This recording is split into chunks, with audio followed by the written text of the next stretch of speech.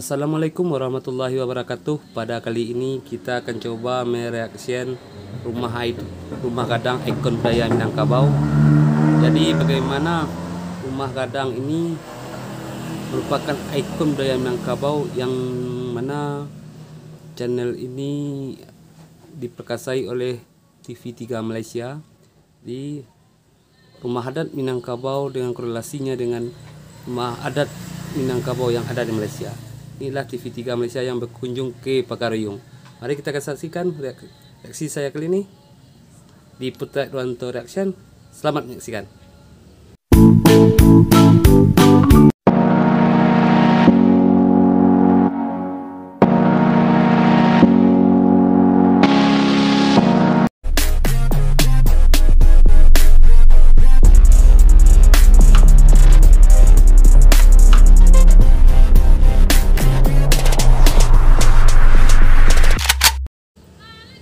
Dimakan ikan, gadang ditabek, anak tenggiri. Ameh bukan, perak pun bukan. Budi Sakete. Ya guys, itu adalah salah satu pepatah Minang guys. Pepatah Minang yang diungkapkan oleh ibu pembicara ini, yang mana beliau mengatakan pantun Minang.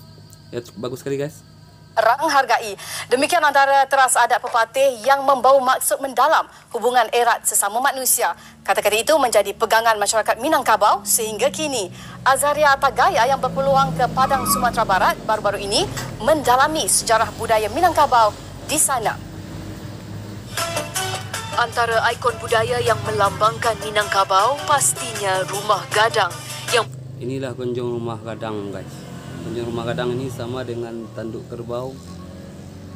Ini rumah gadang Minangkabau ini mumpungnya sangat unik, berbeda dengan rumah-rumah adat yang lain di Nusantara. Bukan hanya tempat tinggal, malah menjadi ruang mesyuarat dan upacara bagi masyarakat matrilineal Minangkabau.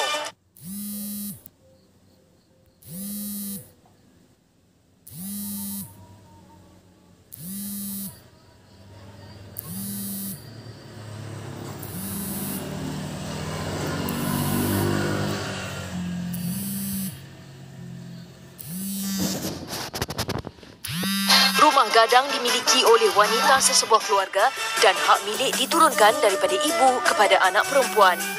Kita lihat di rumah gadang itu bukan satu keluarga yang tinggal. Banyak keluarga.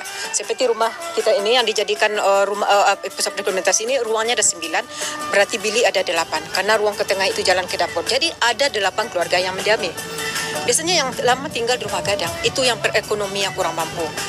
Segala aspek reka bentuk rumah gadang, dari keunikan bumbung berbentuk tanduk hingga cara pembinaannya, semuanya membawa maksud tersendiri.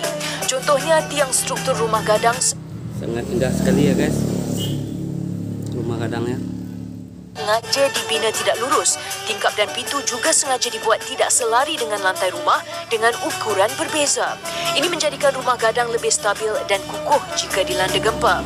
Tempat menyimpan padi atau rangkiang yang dibina dengan tiang 4, 6 dan 9 juga ada maksud tersendiri. Tiang 4 paling ujung nama rangkiang si tinjau lawik, padinya digunakan untuk acara adat. Misalnya ada acara seremonial di rumah gadang, ambil padi yang paling ujung. Tiang 4 lagi agak di tengah, nama rangkiang si tenggang lapa. Ini padinya digunakan untuk membantu fakir miskin, untuk sedekah, untuk bayar zakat. Kalau tiangnya 6, ini namanya si bayau-bayau, padinya kita gunakan untuk makanan sehari-hari penghuni rumah gadang. Paling ujung tiangnya 9, nama rangkiang harimau paunyi koto. Ini padinya digunakan untuk pembangunan di kampung. Jadi misalnya di kampung orang buat jalan, buat masjid, kita ambil padi situ, kita jual, hasil penjualan padi kita bantu untuk pembangunan. Antara lokasi bagi mendalami sejarah Minangkabau adalah di Istana Pagaruyung. Selepas istana asal di Batu Patah terbakar sebanyak 2 kali akibat rusuhan dan kemudian dipanah petir, replika istana ini dibina di wilayah Batu Sangkar. Anak saya lahir di Jakarta, dia harus tahu tanah kelahiran leluhurnya. Untuk itu setiap akhir tahun pelajaran, dia saya perkenalkan dengan inilah kampung halamanmu, inilah adatmu, kamu harus tahu. Tinggal di Jakarta tidak mesti jadi orang Jakarta. Baik, Betul kata ibu itu. Generasi muda Minang harus tahu tentang pengalaman dan budayanya. Saudara, jika kita ingin membina satu struktur menggunakan kayu, kita akan ambil paku dan juga perekat untuk menggabungkan kayu itu dan menyatukan semuanya. Dan begitu juga jika kita ambil kira konsep yang sama kepada adat dan budaya. Adat dan budaya itu sebenarnya adalah perekat dan juga paku yang boleh menyatukan sesebuah masyarakat. Dan seperti kata pepatah orang Minangkabau, indak laput di hujan, indak lekang di panas. Azaria Tagaya, Pagaruyung, Sumatera Barat, Indonesia, TV3.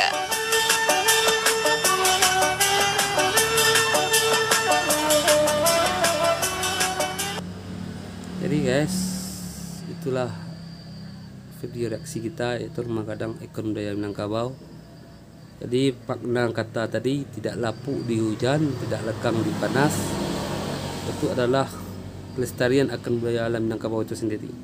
Jadi kita harus melestarikan budaya leluhur yang telah dititipkan kepada kita generasi muda. Oke guys, demikianlah reaksi kita di Putri Ranto Reaction.